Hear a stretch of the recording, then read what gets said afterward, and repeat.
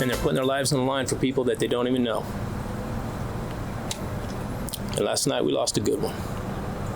A West Coast community mourning tonight after a chase and crash killed one police officer and left another officer critically injured.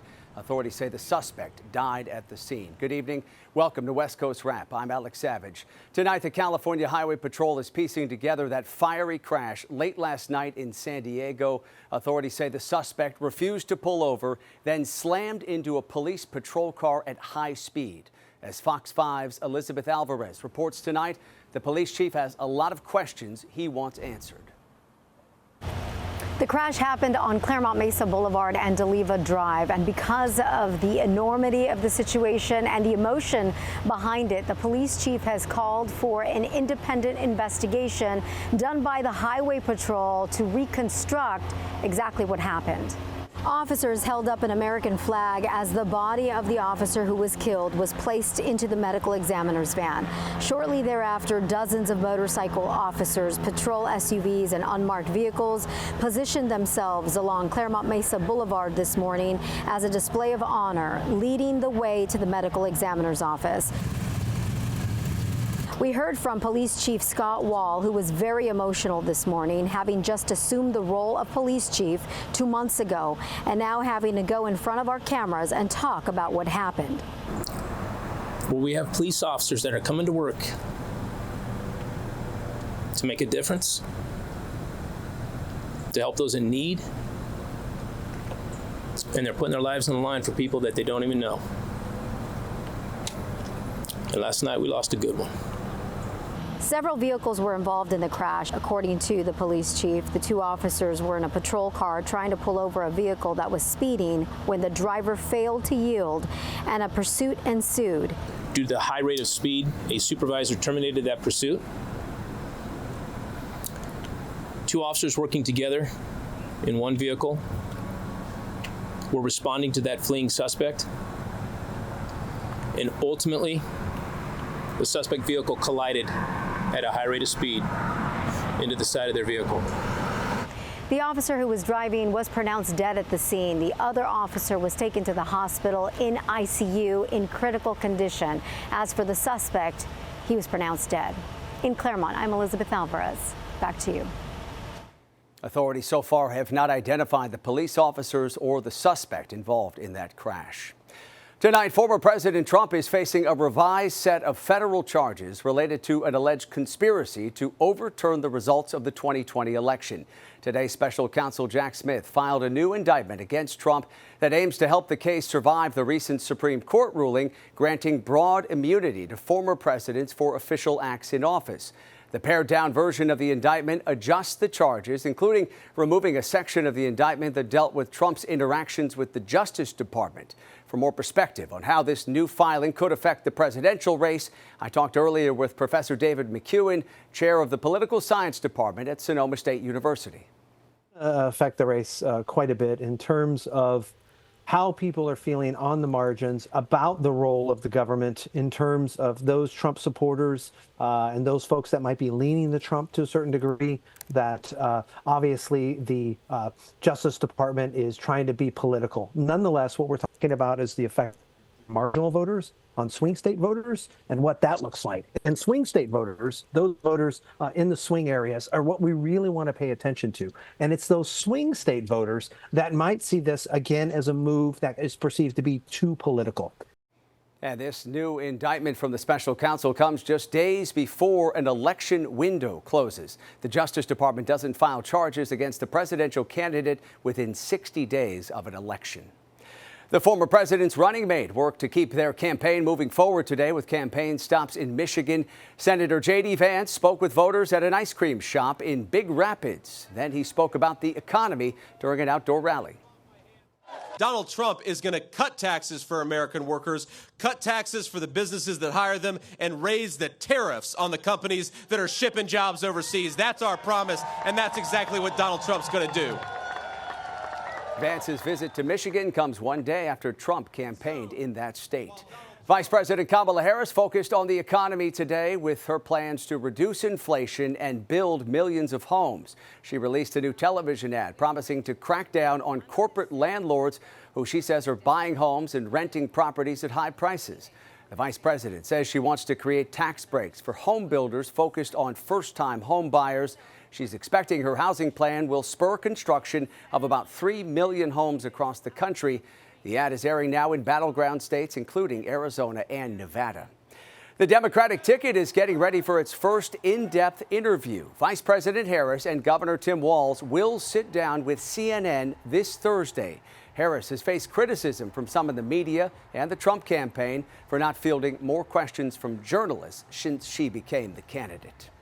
Second gentleman Doug Emhoff will campaign in several West Coast states later on this week. He's planning to attend fundraisers in Idaho, California, and Colorado. His first stop will be Thursday in Ketchum, Idaho. Then on Friday, he'll attend fundraisers in Aspen, Colorado, and San Francisco. And it appears as though next month's presidential debate will go on. Former President Trump said today he has reached an agreement with ABC News on that debate, which is scheduled for September 10th.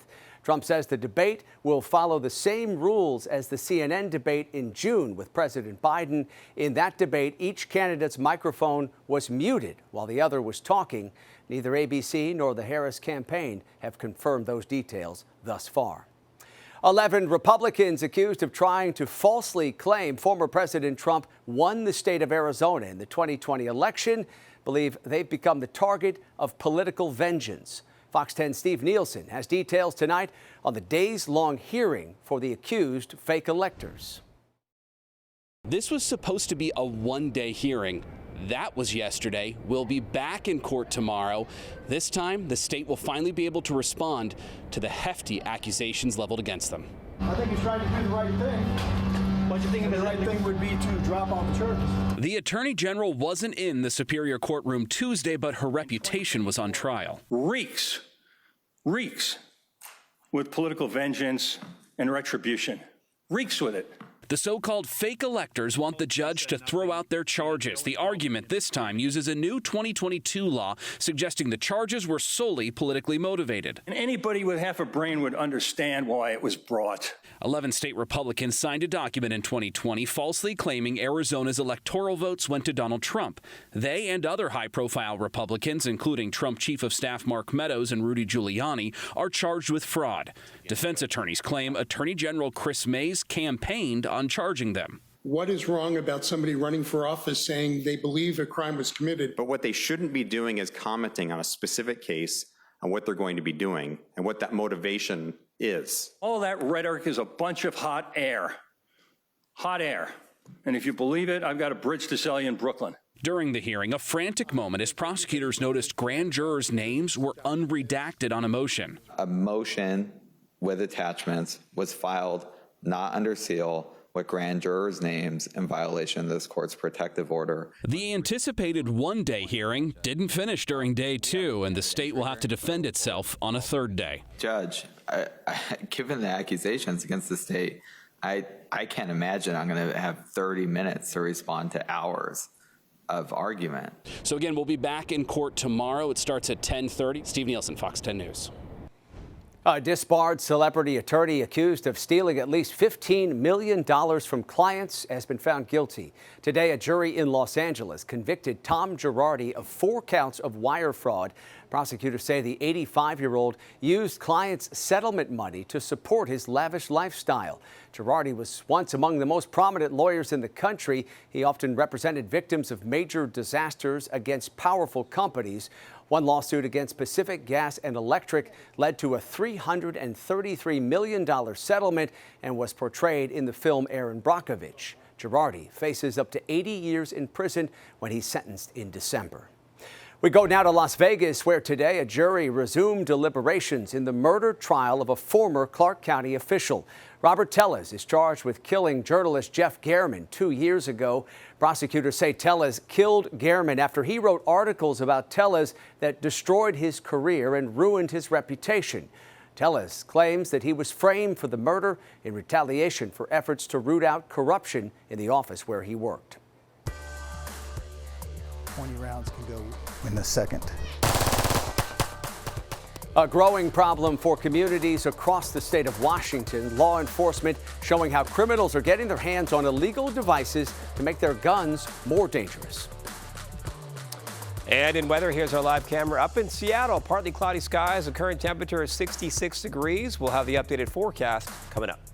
Also coming up tonight, another Las Vegas casino poised to go out with a bang. We have the details on plans to implode the Tropicana with a party-like atmosphere, all to make way for something brand new. I mean, it was good while it was open, but I'm ready to see that baseball stadium.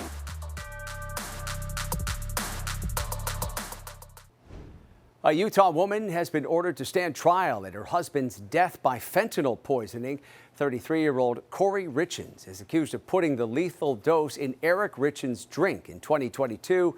She has pleaded not guilty. Prosecutors say she also tried to poison him with fentanyl in a sandwich about 2 weeks earlier on Valentine's Day, but he survived. They say that she was having an affair and had secretly taken out nearly $2 million in life insurance on her husband. Richens, a mother of 3, later wrote a children's book about dealing with grief over a parent's death.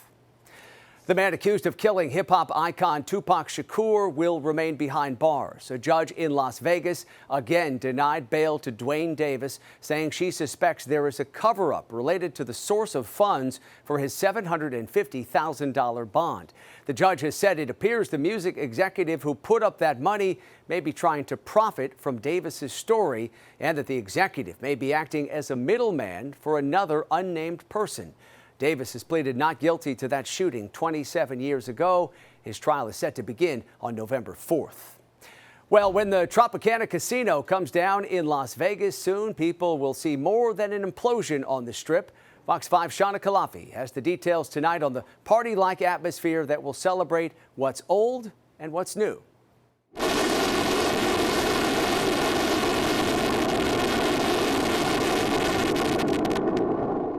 It's been 8 years since a building implosion shook Las Vegas. The last to go was the Riviera Hotel back in 2016.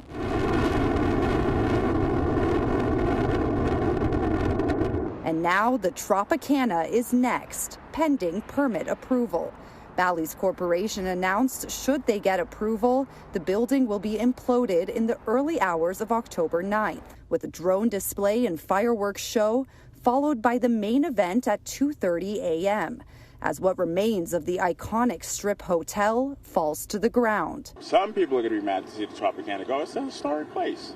But, you know, out with the old and in with the new. And after the resort is gone, the site where the Tropicana now stands will be the new home of the Oakland A's.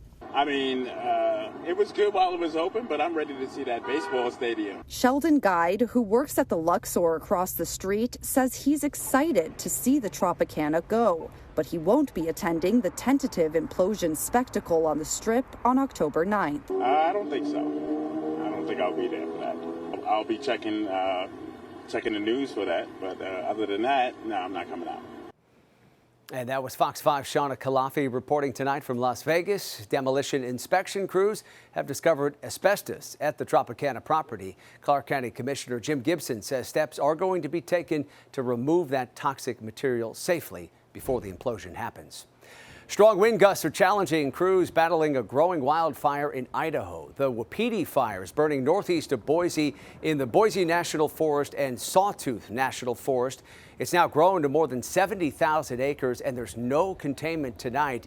This fire started late last month with a lightning strike, and firefighters expect that gusty conditions are continuing to be an issue and will continue to be a problem through at least tomorrow. For more on the conditions there and across the West, let's bring in KTVU meteorologist Mark Tamayo. Hey, Mark. Hi there, Alex. Yeah, we have been watching the winds, and unfortunately, they are expected to pick up once again as we do head into your Wednesday. So here is the forecast model as we come in closer to some of the sites around the fire zone. You can see the winds tomorrow morning, 8 o'clock. The wind's actually not too bad, and then projected to go up into the afternoon hours. This is 3 o'clock, around 16 to around 18 and possibly 22 miles per hour with those winds picking up. So that'll be a challenge once again for the fire crews for tomorrow. As we check out the satellite and the radar across a good portion of the West Coast, you can see over the past few hours some clouds and some showers moving in from the south out toward portions of Arizona, so that monsoonal flow is still in place. And also out in the Pacific Northwest, you can see a big dip in the jet stream here. That's a circulation that did produce some cloud cover and even some measurable rainfall over the past 24 hours in Seattle, 0.15. You can see the scene today. A sun-cloud mix, a temperature of 68 degrees. In the San Francisco Bay Area, this was fog out toward the Golden Gate, but nearby downtown San Francisco actually warming up into the upper 70s. And the inland spots of the Bay Area very hot in the upper 90s this afternoon. And then down in Southern California, this is Santa Monica Beach, and temperatures there, you can see lots of clear skies in Los Angeles, maxed out today in the lower 80s. Right now, it is 96 degrees in Las Vegas. We have Portland checking in 70, and Seattle has cooled off to 64 degrees. Here's the plan for tomorrow for Seattle. We are expecting clearing skies, sunny and warm for San Francisco, 70s, but once again, the inland hot spots will be hot once again in the 90s. It is warm to hot from Los Angeles out toward Phoenix and Denver. Talking so much about thunderstorms in the Denver forecast. They get some sunshine for tomorrow. Few selected cities, as you can see here. Olympia reporting a forecast high of 74 degrees tomorrow. San Jose in the Bay Area, 90 degrees. Santa Clarita in Southern California, 94. And Scottsdale, triple-digit heat in Arizona, as you would expect this time of year. So here's the forecast model. It's actually fairly quiet in terms of clouds and shower chances. The bulk of the action kind of focused out toward New Mexico. And over the next 3 days, we have a sunny weather pattern up in Seattle. In fact, a warming one as well. Los Angeles will be the 70s to the 80s for tomorrow. And then, of course, we have the triple digits out toward Phoenix, 107 to 108 degrees. So a warm to hot pattern. It will continue over the next few days. Yeah, the heat just keeps on coming. Yeah. Mark, thank you. An international investigation is underway tonight after 2 Arizona women were found dead in northern Mexico. The women, originally from Caborca, Mexico, were dual citizens of the U.S. and Mexico. Investigators say they were found shot to death in an overturned car along the Sonoita-Caborca highway in Sonora. A stolen Ford F-150, an AK-47, and ammunition have all been found, and they're believed to be linked to the murders. That stretch of highway is known for violence and trafficking of migrants. Law enforcement in Washington say they are seizing more guns with dangerous modifications. Fox 13's AJ Janavel shows us how an attachment can turn regular firearms into machine guns. While these devices are illegal and machine gun modifications come with big federal penalties, investigators tell me there's just too many modern technologies providing avenues for bad guys to get their hands on these Glock switches and auto sears. Lay on the ground now. Don't grab the gun. A teenager accused of robbing strangers in Seattle. A 20-year-old accused of shooting up a car over a road rage incident in Linwood. You have anything on you? Any weapons? I got a weapon on me. And a 21-year-old accused of fleeing from deputies after a traffic stop in Spanaway. 3 counties, 3 incidents, all involving dangerously modified handguns. What we call a Glock switch on the back of that firearm. What that does is it makes it a fully automatic weapon at that point. With an extended clip like this, a suspect can fire off 20-plus rounds in a second with a Glock switch. An auto sear does the same thing for rifles, and federal investigators tell me it's a big concern. Law enforcement is recovering these Glock switches at an increasing rate, day by day, year by year. Special Agent in Charge Jonathan Blaze with the Bureau of Alcohol, Tobacco, and Firearms says these guns are being used in dangerous and deadly crimes. Investigators say the suspects are getting younger and younger. Suspects, get down! In late July, Seattle police arrested 2 14-year-olds and a 13-year-old who, video shows, were in possession of a modified, fully automatic handgun. Right here. Oh, there you go. These modified guns are completely illegal unless you get a federal license and registration. But that's not slowing down criminals from getting their hands on them. It's dangerous out there right now with these individuals possessing these devices, and they can easily find these devices anywhere on the internet, through sources. They're being made overseas and imported.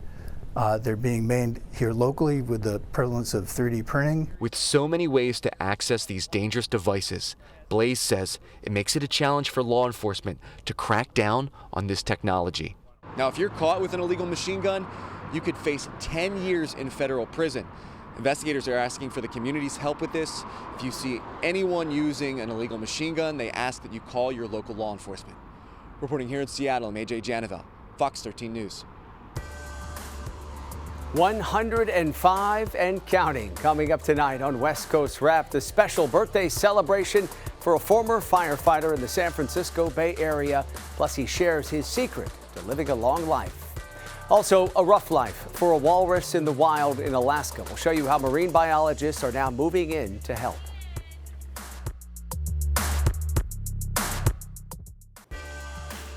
San Francisco-based X has made changes to its AI chatbot after facing pressure from election officials across the country who warned it was spreading election misinformation. The secretaries of state from Michigan, Minnesota, Pennsylvania, Washington, and New Mexico sent a letter to Elon Musk complaining that the platform's chatbot Grok was giving users false information about ballot deadlines. In response, X's chatbot now directs users who ask election-related questions to the official website, vote.gov.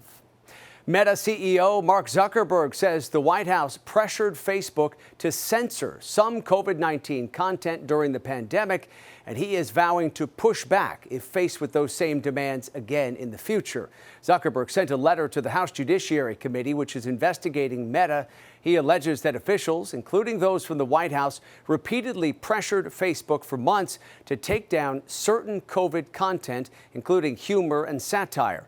Zuckerberg says he believes the government pressure was wrong and that he regrets not being more outspoken about it. Hope that we don't see that kind of pressure from governments again, but I do think, the price of freedom is eternal vigilance, and we need to continue to keep our government and Facebook and social media companies accountable to not be censoring disfavored views. In a statement, the White House said, quote, when confronted with a deadly pandemic, this administration encouraged responsible actions to protect public health and safety. We believe tech companies and other private actors should take into account the effect their actions have on the American people while making independent choices about the information they present. A celebration in the San Francisco Bay Area as a retired fire captain celebrated a milestone birthday. Sam Siebert turned 105 years old today. A party was held at the San Jose Fire Museum, which he helped to create years ago. He served with the San Jose Fire Department between 1946 and 1976, and he is the oldest known living former San Jose firefighter. Well, I think it's an extravaganza, but I'm glad to hear I'm going to get some extra pie and cake, and I'm going to get to see a lot of people that I had a relationship with. Siebert says the secret to a long life is beer and soda and getting up in the morning. Finally tonight, one blubbery baby is getting a new lease on life and some much-needed love at an Alaskan rescue center.